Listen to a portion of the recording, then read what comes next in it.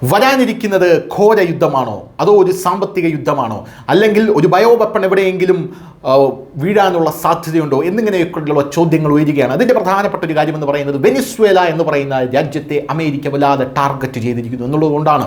വെനിസ്വേലയിൽ വളരെ വിലമതിക്കാനാവാത്ത രീതിയിലുള്ള എണ്ണ ശേഖരമുണ്ട് എന്നുള്ളതാണ് അമേരിക്ക ആ രാജ്യത്തെ ടാർഗറ്റ് ചെയ്യുന്ന പ്രധാനപ്പെട്ട കാര്യമെന്ന് പറയുന്നത്.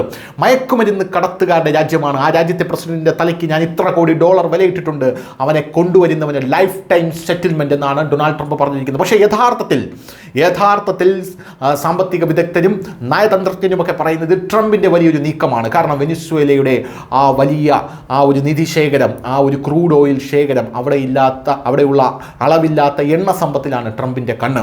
വെനിസ്വേലയെ പിടിച്ചടക്കി ട്രംപിൻ്റെ പാവ സർക്കാരിനെ അവിടെ കൊണ്ടുവന്ന് ഭാവിയിൽ അവിടെയുള്ള എണ്ണ മുഴുവൻ അമേരിക്കയിലേക്ക് ഒഴുക്കാനാണ് ട്രംപിൻ്റെ നീക്കമെന്നാണ് ഇവർ പറയുന്നത്. ഇപ്പോഴിതാ ട്രംപ് വെനിസ്വേലയെ വളഞ്ഞു കഴിഞ്ഞു എന്നുള്ള റിപ്പോർട്ടുകൾ നേരത്തെ തന്നെ പുറത്തു വന്നതാണ്. ഇപ്പോൾ വെനിസ്വേലൻ കപ്പലിൽ US സൈന്യം ആക്രമണം നടത്തിയിരിക്കുന്നു എന്നാണ് നമുക്ക് മനസ്സിലാകുന്നത്. 11 പേരാണ് ഇതിൽ മരിച്ചിരിക്കുന്നത്. ട്രംപ് പറയുന്നത് മയക്കുമരുന്ന് കള്ളക്കടത്തുകാരെയാണ് നമ്മൾ കൊന്നിരിക്കുന്നത് എന്നാണ്. വെനിസ്വേലൻ കപ്പലിൽ US പ്രസിഡന്റ് ഡൊണാൾഡ് ട്രംപ് തന്നെയാണ് ഇക്കാര്യം സോഷ്യൽ മീഡിയയിൽ പോസ്റ്റ് ചെയ്ത് ഞങ്ങൾ ആ കപ്പൽ ആക്രമിച്ചു എന്നുള്ളത്.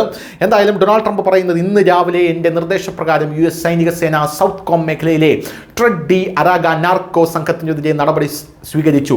നിക്കോളാസ് മെഡൂറോയുടെ നിയന്ത്രണത്തിൽ പ്രവർത്തിക്കുന്ന ഒരു വിദേശ ഭീകര സംഘടനയാണ് TDA. ഈ നിക്കോളാസ് മെഡൂറോ എന്ന് പറയുന്നത് വെനിസ്വേലയുടെ ഭരണാധികാരിയാണ്.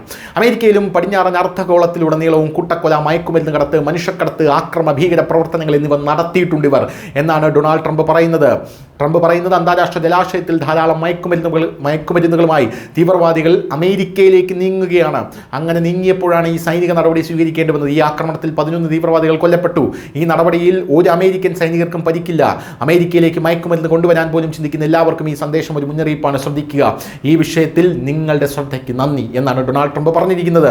എന്തായാലും മഡൂറോയ്ക്കെതിരെ US സർക്കാർ കുറ്റം ഇപ്പോൾ ചുമത്തിയിരിക്കുകയാണ്. ഏത് നിമിഷം വേണമെങ്കിലും വെനിസ്വേലയ്ക്ക് നേരെ വലിയൊരു ആക്രമണം ഉണ്ടാകാൻ സാധ്യതയുണ്ട് എന്ന് പല റിപ്പോർട്ടുകളും സൂചിപ്പിക്കുന്നു.